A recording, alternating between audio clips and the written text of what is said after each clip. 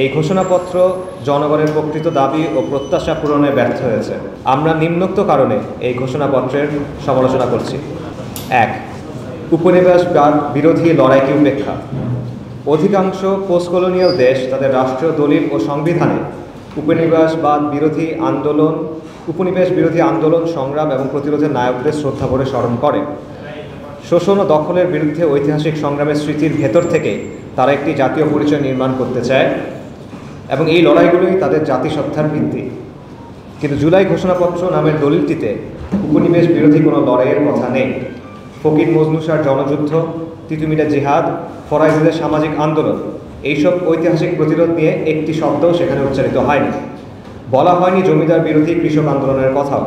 অথচ এই আন্দোলন বাংলার মুসলমান কৃষকদের রাজনৈতিক চেতনার জন্ম দিয়েছিল, যা পরবর্তীতে পাকিস্তান আন্দোলনের সামাজিক ভিত্তি তৈরি করেছিল। এইসব গুরুত্বপূর্ণ ঐতিহাসিক ধারা ঘোষণাপত্রে পুরোপুরি অনুপস্থিত।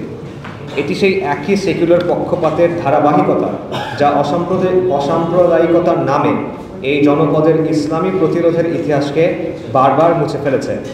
জুলাই ঘোষণাপত্র সেই নীতিরই আরেকটি প্রাতিষ্ঠানিক সংস্করণ। এই ঘোষণাপত্র আমাদের পূর্বপুরুষদের 2 শতকের কুরবানি ও সংগ্রামের ইতিহাসকে মাত্র 5টি শব্দের একটি অস্পষ্ট বাক্যাংশে নামিয়ে এনেছে এবং এটি আত্মপরিচয় শেকড়কে কেটে ফেলার শামিল।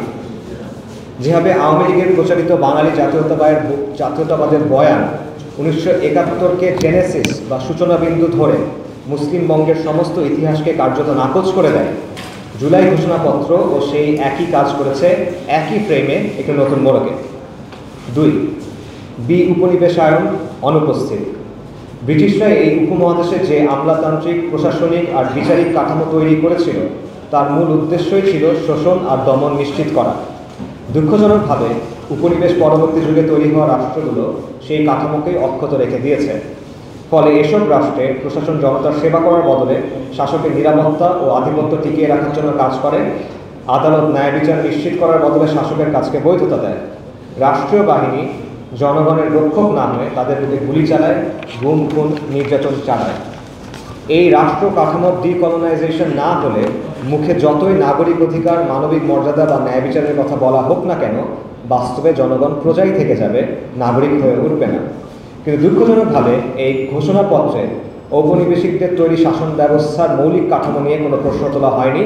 ডিকলোনাইজেশনের কোনো আকাঙ্ক্ষা বা ইঙ্গিতও এখানে নেই, অথচ এটা রাষ্ট্রের ভবিষ্যৎ নির্ধারণের প্রশ্নের সাথে সরাসরি জড়িত। 3. 1947কে উপেক্ষা ও ইতিহাসের পক্ষপাত দুষ্ট বয়ান। এই ঘোষণাপত্রে 1947 সালকে পুরোপুরি উপেক্ষা করা হয়েছে, অথচ আজ যে মানচিত্রে দাঁড়িয়ে এই ঘোষণাপত্র রচিত হয়েছে তার ভিত্তি গড়ে উঠেছিল 47-এর মাধ্যমে। 47-এর মাধ্যমেই পূর্ব বাংলার মানুষ প্রথমবারের মতো উপনিবেশ থেকে মুক্ত হয়ে নিজেদের রাষ্ট্র গঠনের অধিকার অর্জন করেছিল। যদি কেবল বাংলা ভাষা বা বাঙালি পরিচয় রাষ্ট্র গঠনের ভিত্তি হিসেবে যথেষ্ট হতো, তাহলে পশ্চিমবঙ্গ তো আলাদা রাষ্ট্র হতো। কিন্তু পশ্চিমবঙ্গ আজও ভারতের একটি প্রদেশ। 1947 সালে হুসেইন শহীদ সরওয়ার্দী এবং শরৎ বসু 2 বাংলাকে একত্রিত করে স্বাধীন বাংলার প্রস্তাব দিয়েছিলেন, কিন্তু পশ্চিমবঙ্গের হিন্দু নেতারা সেই প্রস্তাব প্রত্যাখ্যান করেছিলেন। এটি প্রমাণ করে কেবল বাংলা ভাষা, বাঙালি জাতীয়তাবাদ আমাদের অস্তিত্ব, ইতিহাস এবং আমাদের জাতিসত্তাকে ব্যাখ্যা করার জন্য যথেষ্ট না, বরং প্রথমে পূর্ব পাকিস্তান এবং তারপর বাংলাদেশের অস্তিত্বের ভিত্তি ছিল মুসলিম জনগোষ্ঠীর রাজনৈতিক অধিকার, সাংস্কৃতিক নিরাপত্তা এবং আত্মনিয়ন্ত্রণের দাবি। ঘোষণাপত্রে এইসব বিষয়ে কৌশলীভাবে উপেক্ষার ফলে একে ইতিহাসের একটি পক্ষপাত দুষ্ট বয়ান চাপিয়ে দেওয়ার চেষ্টা বলে মনে হয়, যেখানে সংখ্যাগরিষ্ঠ জনগণের ইমানি পরিচয়কে মুছে দিয়ে কলকাতার সংজ্ঞায় বাঙালিত্ব আর অসাম্প্রদায়িকতা প্রতিষ্ঠার চেষ্টা দেখা যায়। যে ঘোষণাপত্র ইতিহাসের বিকল্প পাঠ হাজির করার কথা বলেছিল, কার্যত সেটি ইতিহাসের এক রৈখিক এবং পক্ষপাত দুষ্ট পাঠকে প্রাতিষ্ঠানিক করছে। এভাবে মূলত বাঙালি জাতীয়তাবাদের একপাক্ষিক বয়ানকে প্রতিষ্ঠা করা হয়েছে, যেটি মূলত মুজিববাদী ইতিহাস চর্চার পুনরাবৃত্তি। 4. জনগণের আকাঙ্ক্ষার বিকৃত উপস্থাপন। ঘোষণাপত্রে বলা হয়েছে 1971 সালে বাংলাদেশের জনগণ উদার গণতান্ত্রিক রাষ্ট্র গঠনের আকাঙ্ক্ষায় লড়াই করেছিল। এই বক্তব্য ইতিহাসের সরলীকরণ এবং চাতুর্যময় বিকৃতি। উদার গণতান্ত্রিক অর্থ লিবারেল ডেমোক্রেসি। লিবারেল ডেমোক্রেসি একটি সুনির্দিষ্ট সেকুলার মতাদর্শ যা পশ্চিমা বিশ্বের নির্দিষ্ট সামাজিক, রাজনৈতিক ও ধর্মীয় প্রেক্ষাপট থেকে উদ্ভূত। এর সাথে বাংলার মানুষের আত্মিক, ঐতিহাসিক, ইমানি কিংবা সাংস্কৃতিক কোনো সম্পর্ক নেই। 1971 কেন, আজও দেশের অধিকাংশ মানুষ লিবারেল ডেমোক্রেসি কি তা জানেন না, বোঝেন না এবং তা চানও না। ৭১ সালের মুক্তিযুদ্ধ ছিল প্রথমত ২৫শে মার্চের গণহত্যার পর একটি আত্মরক্ষামূলক প্রতিরোধ, এবং দ্বিতীয়ত দীর্ঘকাল ধরে চলে আসা শোষণ ও বৈষম্য চালানো শাসক গোষ্ঠীর বিরুদ্ধে হক ও সম্মান আদায়ের লড়াই। জনগণ লড়াই করেছিল তাদের ঈমান, বিশ্বাস এবং ইনসাফের আদর্শে অনুপ্রাণিত হয়ে। কিন্তু এই ঘোষণাপত্র সেই লড়াইকে একপাক্ষিকভাবে ধর্মবিচ্ছিন্ন উদার গণতন্ত্র প্রতিষ্ঠার প্রচেষ্টা হিসেবে উপস্থাপন করেছে। আমরা স্পষ্ট করে বলতে চাই, লিবারেল ডেমোক্রেসি এই জনপদের গণমানুষের আকাঙ্ক্ষা নয়, এটি কিছু এলিট তাত্ত্বিক, এনজিও কেন্দ্রিক পলিসি মেকার এবং সেকুলার বুদ্ধিজীবীদের আকাঙ্ক্ষা। এরা ৭২ সালেও নিজেদের ধ্যান ধারণা গণমানুষের উপর চাপিয়ে দিয়েছিল, ২০২৪-এও তাই করছে। ৫. সংবিধান প্রণয়নের ত্রুটি নিয়ে অসম্পূর্ণ আলাপ। ঘোষণাপত্রে একদিকে ১৯৭২ সালের সংবিধান প্রণয়ন প্রক্রিয়া, এর কাঠামোগত দুর্বলতা এবং অপপ্রয়োগের সমালোচনা করা হয়েছে। অন্যদিকে ইন্টারিম সরকার নিজেরা সেই একই পদ্ধতিতে আগাচ্ছে। ১৯৭২ সালে জনগণের বিশ্বাস ও আকাঙ্ক্ষাকে উপেক্ষা করে কিছু জনবিচ্ছিন্ন এলিট পশ্চিমা আদর্শ অনুপ্রাণিত হয়ে এবং ভারতীয় সংবিধানের অনুকরণে একটি চাপিয়ে দেওয়া সংবিধান তৈরি করেছিল। সেখানে সমাজতন্ত্র, ধর্মনিরপেক্ষতা ইত্যাদি ধারণা জোর করে বসানো হয়েছিল। এই সংবিধান ছিল বাংলার মানুষের বিশ্বাস, সংস্কৃতি ও বাস্তবতার সঙ্গে সম্পূর্ণ সাংঘর্ষিক। আজকের ইন্টারিম সরকারও সেই একই প্রক্রিয়ার সচেতন পুনরাবৃত্তি করছে। তারা আবারও পুরনো এলিট শ্রেণীর সাথে বসে জনগণকে পাশ কাটিয়ে সংবিধানের ভবিষ্যৎ রচনার আয়োজন করছে। ধর্মনিরপেক্ষতাকে বহুত্ববাদের নামে আবারও চাপিয়ে দেওয়ার চেষ্টা চলছে। কার্যত এটি জনগণের আকাঙ্ক্ষার দলিল তৈরি করা হচ্ছে না, বরং এলিট শ্রেণীর মতাদর্শ চাপিয়ে দেওয়ার নতুন সংস্করণ তৈরি করা হচ্ছে। ইনফ্যাক্ট জুলাই ঘোষণাপত্র তৈরির ক্ষেত্রেও জনমানুষের মতামত বা আকাঙ্ক্ষাকে গুরুত্ব দেওয়া হয়নি। এই দুর্ভাগ্যজনক পুনরাবৃত্তির বদলে ইন্টারিম সরকারের উচিত ছিল মুজিবের গণপরিষদ কি কি ভুল করেছিল, কেন তা জনগণ থেকে বিচ্ছিন্ন হয়ে পড়েছিল, তা নিরপেক্ষভাবে তুলে ধরা, যাতে ভবিষ্যৎ প্রজন্ম সেই ভুল থেকে শিক্ষা নিতে পারে। ৬. ইতিহাসের উপস্থাপনায় নিরপেক্ষতার অভাব। জুলাই ঘোষণাপত্র যদি একটি ঐতিহাসিক দলিল হিসেবে উপস্থাপিত হতে হয়, তাহলে প্রতিটি ঘটনার নিরপেক্ষ ব্যাখ্যা অপরিহার্য। কিন্তু এই ঘোষণাপত্রে ৭ই নভেম্বর ১৯৭৫-কে সিপাহী জনতার বিপ্লব বলা একটি নির্দিষ্ট রাজনৈতিক বয়ানের প্রতিফলন, যার ঐতিহাসিক এবং বুদ্ধিভিত্তিক ভিত্তি দুর্বল।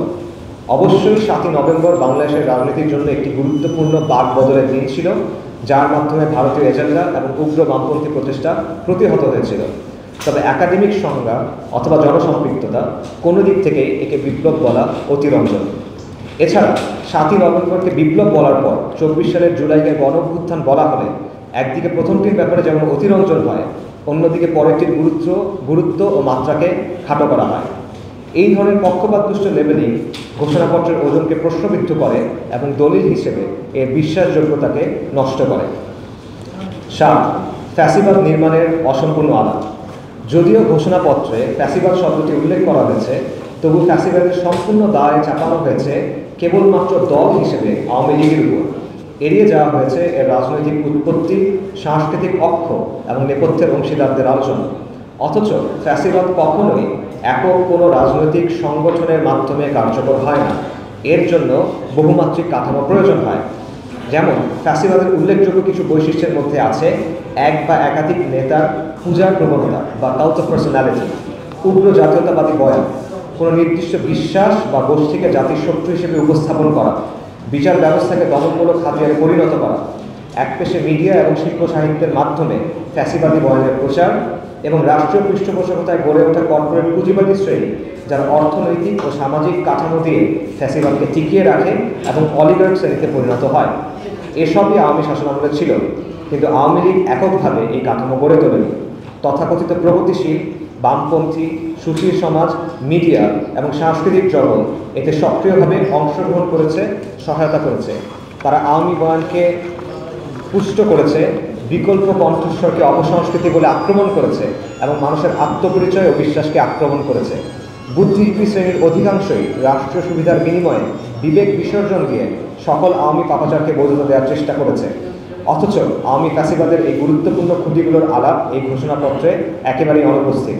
এই ধরনের আংশিক ভাষ্য মূলত না প্রকৃত ঘটনার শিক্ষা দেয়, না ভবিষ্যতের জন্য কোনো সঠিক দিক নির্দেশনা দেয়, বরং এই ধরনের অস্পষ্ট ও অসম্পূর্ণ বয়ানের ফলে একদিকে ফ্যাসিবাদের দোষরা ছাড়া পেয়ে যায়, অন্যদিকে ফ্যাসিবাদ ফিরে আসার আশঙ্কা থেকে যায়। আর হত্যার হিসাব প্রশ্নবিদ্ধ। এটা আমাদের অত্যন্ত দুঃখের বিষয় যে গণঅভ্যুত্থানের 1 বছর পেরিয়ে গেলেও সরকার এখনও হতাহত মানুষের সঠিক সংখ্যা নির্ধারণে সক্ষম হয়নি, যা ঘোষণাপত্রে প্রতিফলিত হয়েছে। সরকারি গ্যাজেটে প্রকাশিত সংখ্যার বিশ্বাসযোগ্যতা নিয়ে গুরুতর সন্দেহ আছে। পাশাপাশি ওই সংখ্যার সাথে জাতিসংঘের মানবাধিকার কমিশনের রিপোর্টের প্রদত্ত তথ্যের ব্যাপক পার্থক্য লক্ষ্য করা যায়। এছাড়া সেই সময়ের বহু নিহত নাগরিককে বেওয়ারিশ লাশ হিসেবে দাফন করা হয়েছে, যা নিয়ে সরকার এখনও সন্তোষজনক কোনো পদক্ষেপ গ্রহণ করেনি। এই পরিস্থিতিতে নিহতের সঠিক সংখ্যা নিশ্চিত করা সরকারের অপরিহার্য দায়িত্ব ছিল, যা তারা কার্যকরভাবে পালন করতে ব্যর্থ হয়েছে। 9, ভারতীয় আধিপত্যবাদের ব্যাপারে নীরবতা। ঘোষণাপত্রে সংক্ষিপ্ত ভাষায় বিদেশি রাষ্ট্রের অন্যায় প্রভুত্বের প্রসঙ্গ তোলা হলেও সেই প্রভুত্বের ধরন, প্রকৃতি কিংবা নির্দিষ্ট রাষ্ট্রের নাম উল্লেখ করা হয়নি। 1971-এর প্রসঙ্গে পাকিস্তানের নাম স্পষ্টভাবে উল্লেখ করা হলেও আওয়ামী জাহিলিয়াত এবং 2024-এর আলোচনায় ভারতের নাম সযত্নে এড়িয়ে যাওয়া হয়েছে। অথচ ভারত তার ভৌগোলিক অবস্থান ও রাজনৈতিক প্রভাবের কারণে বাংলাদেশের উপর যে মাত্রার আগ্রাসন ও আধিপত্য তৈরি করেছে তা কোন দিক থেকেই 71-এ পাকিস্তানের আগ্রাসন থেকে কম নয়। পীরখানা হত্যাকাণ্ড, গণজাগরণ মঞ্চের পৃষ্ঠপোষকতা, হাসিনা সরকারের প্রতিটি ভুয়া নির্বাচনের সমর্থন, ভিন্ন মতাবলম্বীদের গুম করা, প্রতিটি ক্ষেত্রে আওয়ামী সরকারের অপরাধগুলোর পেছনে ছিল ভারতের সমর্থন। এমনকি ভুক্তভোগী এবং মিডিয়ার বয়ানে এমনও কথা এসেছে যে বাংলাদেশের বিভিন্ন গোয়েন্দা সংস্থার কার্যালয়ে ভারতীয় গোয়েন্দা সংস্থার সদস্যদের উপস্থিতি ছিল। এছাড়া সীমান্তে 1000-এর বেশি নিরস্ত্র মানুষ হত্যা, আগ্রাসী নদীনীতির মাধ্যমে বাংলাদেশের নদীগুলো শুকিয়ে ফেলা এবং তিস্তার পানি আটকে রাখার মতো আগ্রাসী আচরণ ভারত নিয়মিত চালিয়ে যায়। এমনকি 2024-এর গণ অভ্যুত্থানের পরও ভারত গণহত্যাকারী হাসিনাকে আশ্রয় দিয়েছে। যখন বাংলাদেশ রাষ্ট্রীয়ভাবে সহায়তা প্রত্যাশা করেছিল, ভারত সরকারে তা প্রত্যাখ্যান করেছে। শুধু তাই নয়, ব্যাপক প্রোপাগান্ডার মাধ্যমে নিজ দেশের জনগণকে ভারত বাংলাদেশের বিরুদ্ধে উস্কে দিয়েছে। বহির্বিশ্বেও বাংলাদেশের ভাবমূর্তি নষ্ট করার সর্বোচ্চ চেষ্টা চালিয়েছে এবং যত দিন যাচ্ছে ভারতের হিন্দুত্ববাদী অখণ্ড ভারতের প্রকল্প আমাদের অখণ্ডতা এবং অস্তিত্বের জন্য বড় হুমকিতে পরিণত হচ্ছে। বস্তুত 24-এর গণ অভ্যুত্থান কেবল দল হিসেবে আওয়ামী লীগের বিরুদ্ধে আন্দোলন ছিল না, বরং 24-এর গণ অভ্যুত্থান ছিল ভারতীয় আধিপত্যবাদ থেকে বাংলাদেশের মুক্তির সংগ্রাম। তাই ভারতের নামকে ঘোষণাপত্রে ইচ্ছাকৃতভাবে বাদ দেওয়া কোনোভাবেই গ্রহণযোগ্য না। আমাদের বক্তব্য স্পষ্ট, যে ঘোষণাপত্র আক্রমণকারী রাষ্ট্রের নাম উচ্চারণের সাহস পায় না, সেই ঘোষণাপত্রের পক্ষে জনগণের সংগ্রামের দলিল হওয়ার ন্যূনতম নৈতিক ভিত্তি নেই। 10, ঐক্যের ভ্রান্ত বয়ান। ঘোষণাপত্রের 17 নম্বর ধারায় এমনভাবে লেখা হয়েছে যেন দেশের সব শ্রেণী, পেশা, ধর্মীয় ও সাংস্কৃতিক শক্তি আওয়ামী ফ্যাসিবাদের বিরুদ্ধে ঐক্যবদ্ধ হয়েছিল। বাস্তবে চিত্র ছিল ভিন্ন এবং বিভক্ত। প্রথমত, অধিকাংশ সাংস্কৃতিক সংগঠন ছিল আওয়ামী সরকার ঘেঁষা। তারা হাসিনার স্তুতি গেয়েছে ও দমনপীড়নকে উন্নয়নের মোড়কে আড়াল করেছে। ফ্যাসিবাদের আলোচনায় সাংস্কৃতিক সংগঠনগুলোর ভূমিকার আলোচনা এড়িয়ে গিয়ে গণ অভ্যুত্থানে তাদের ভূমিকার কথা বলার ইতিহাস বিকৃতির সামিল।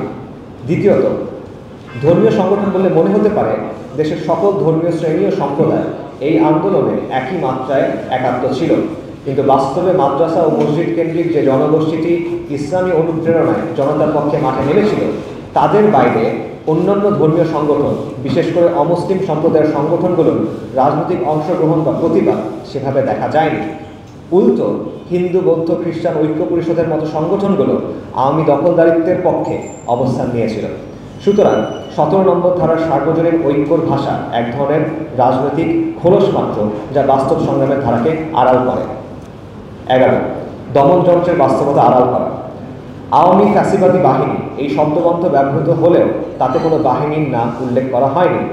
এর মাধ্যমে দমনযন্ত্রের প্রকৃতি ও পরিচয় আড়াল করা হয়েছে।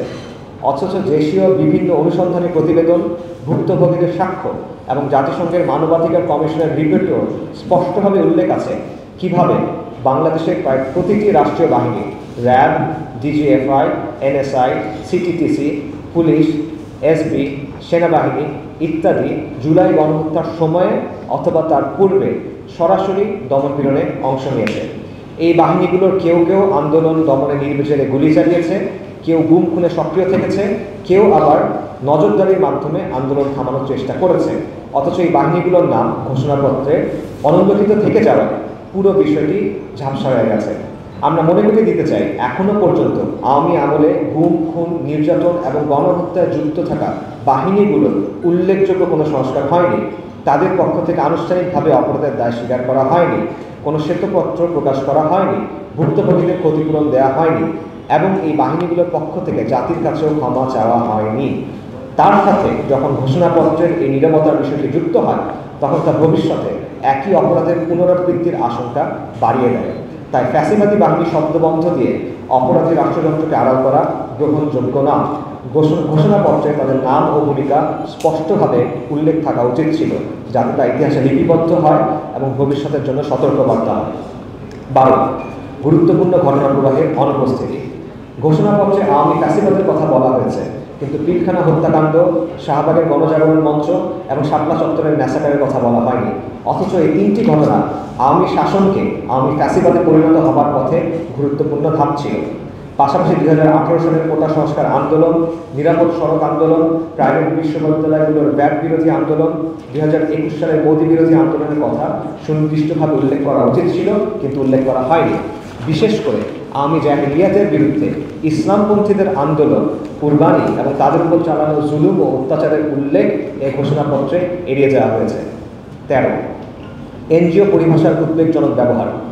ঘোষণাপত্রে অন্তর্ভুক্তিমূলক বা ইনক্লুসিভ শব্দটির সংযোজন উদ্বেগজনক। আপাতভাবে নিরীহ মনে হলেও বাস্তবে বহু রাষ্ট্রে এ শব্দের আড়ালে ধর্ম ও সাংস্কৃতিক মূল্যবোধের বিরোধী জাহেলি এলজিবিটি এজেন্ডা চাপিয়ে দেওয়া হয়েছে। জাতিসংঘ, পশ্চিমা দাতা সংস্থা ও বহুজাতিক এনজিওগুলো ইনক্লুসিভ বা অন্তর্ভুক্তির ধারণাকে এমনভাবে সংজ্ঞায়িত করে যা আমাদের ধর্মীয় বিশ্বাস বিরোধী এবং সমাজ ও সংস্কৃতি বিধ্বংসী। একই সাথে ঘোষণাপত্রে ব্যবহৃত টেকসই উন্নয়ন কৌশল বা সাস্টেইনেবল ডেভেলপমেন্ট স্ট্র্যাটেজি পরিভাষাটিও জাতিসংঘের এসডিজি কাঠামো ও আন্তর্জাতিক এনজিওদের ভাষা থেকে ধার করা। টেকসই উন্নয়ন কৌশলের ধারণার পেছনে যে পলিসিগুলো যুক্ত, সেগুলো প্রায়শই পশ্চিমা অর্থনৈতিক রাজনৈতিক অগ্রাধিকারের প্রতিফলন করে থাকে, যা অনুন্নত দেশগুলোর নিজস্ব উন্নয়ন মডেল ও সাংস্কৃতিক স্বাতন্ত্র্যের সঙ্গে সংঘাত তৈরি করতে পারে। জুলাই গণঅভ্যুত্থানের ঘোষণাপত্রে এনজিওদের তৈরি করা সাস্টেইনেবল ডেভেলপমেন্ট স্ট্র্যাটেজি শব্দবন্ধের প্রাসঙ্গিকতা কী তা বোধগম্য না। জনবিচ্ছিন্ন ভাষা। 14, ঘোষণাপত্রে যেহেতু ও সেহেতু শব্দের অতিরিক্ত পুনরাবৃত্তি বার্তার স্বচ্ছতা ক্ষুণ্ণ করেছে, ফলে সাধারণ পাঠকের পক্ষে মূল বক্তব্য অনুধারণ করা কঠিন হয়েছে। এই ধরনের ভাষার ব্যবহার একটি গুরুত্বপূর্ণ দলিলের প্রাসঙ্গিকতা ও গ্রহণযোগ্যতাকেও প্রশ্নবিদ্ধ করেছে, বিশেষত যখন জুলাই অভ্যুত্থানে সমাজের সব ধরনের মানুষ অংশ নিয়েছিলেন, কিন্তু ঘোষণাপত্রটি এমনভাবে লেখা হয়েছে যা শুধুমাত্র সমাজের নির্দিষ্ট একটি এলিট শ্রেণীর বোধগম্য হবে। এসব কারণে আমরা ইন্তিফাদা বাংলাদেশ মনে করি এই ঘোষণাপত্র সঠিকভাবে বাংলার মানুষের সংগ্রাম, চেতনা এবং ইতিহাসকে এবং পরিচয়কে তুলে ধরতে ব্যর্থ হয়েছে। এখানে আমরা শুধু ঘোষণাপত্রের 24 নং পয়েন্টে উল্লেখিত জুলাই যোদ্ধাদের নিরাপত্তার অংশটুকু ছাড়া বাকি সব বিষয় অগ্রাহ্য করছি, প্রত্যাখ্যান করছি। বাকি অংশগুলো পুনরায় বিবেচনা করার এবং লেখার আহ্বান জানাচ্ছি।